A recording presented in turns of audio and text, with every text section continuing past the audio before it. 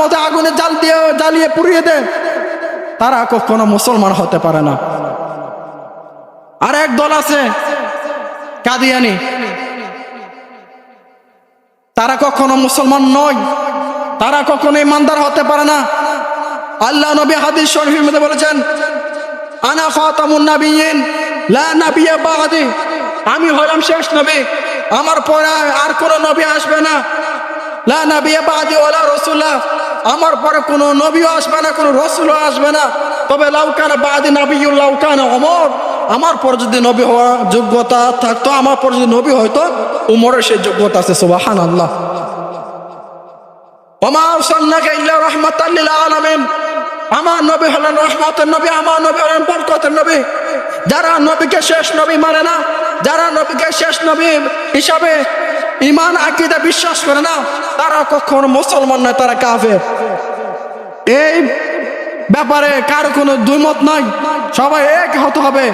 কাদিয়ানি কখনো মুসলমান হতে পারে না, তারা কাফের। নবীকে যারা শেষ নবী মনে করবে না, তারা কখনো মুসলমান হতে পারে না। এই জন্য কাদিয়ানিরা যদি বাংলাদেশে থাকতে চায়, তারা কাফের হিসেবে থাকতে হবে।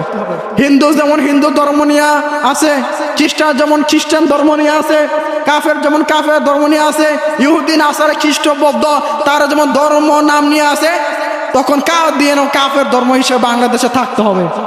তারা কখনো মুসলমান দাবি করে বাংলাদেশে থাকতে হবে না, রাষ্ট্রীয়ভাবে তাদেরকে কাফের ঘোষণা করতে হবে। বেশি ক্ষমতা লাভ নাই, এত ক্ষমতা দেখায়েন না, ক্ষমতা চিরদিন থাকে না। আল্লাহ রাব্বুল আলামিন কুরআনুল কারীমের মধ্যে বলেন, কুলিল্লাহুম্মা মালিকাল মুলকি তুতিল মুলকা মান তাশা ওয়া তানজিউল মুলকা মিম্মান তাশা ওয়া তু'আজ্জু মান তাশা ওয়া তুযিল্লু মান তাশা বিয়াদিকাল খায়র ইন্নাকা আলা কুল্লি শাইইন কাদির তুলিজুল লাইলা ফিন নাহারি ওয়া তুলিজুন নাহারা ফিল লাইল ওয়া তুখরিজুল হাইয়্যা মিনাল মাইয়্যিতি ওয়া তুখরিজুল মাইয়্যিতা মিনাল হাইয়্য ওয়া তারযুকু মান তাশা বিগাইরি হিসাব। আমি আল্লাহ রাব্বুল আলামিন যাকে ইচ্ছা করি তাকে ক্ষমতা দান করি। আমি আল্লাহ রাব্বুল আলামিন যাকে ইচ্ছা করি তাকে হাজারো সম্মান দান করি, তাকে হাজারো সম্মান দান করি। হাজারো মানুষের সামনে তাদেরকে আমি আল্লাহ রাব্বুল আলামিন বড় বানিয়ে দেই।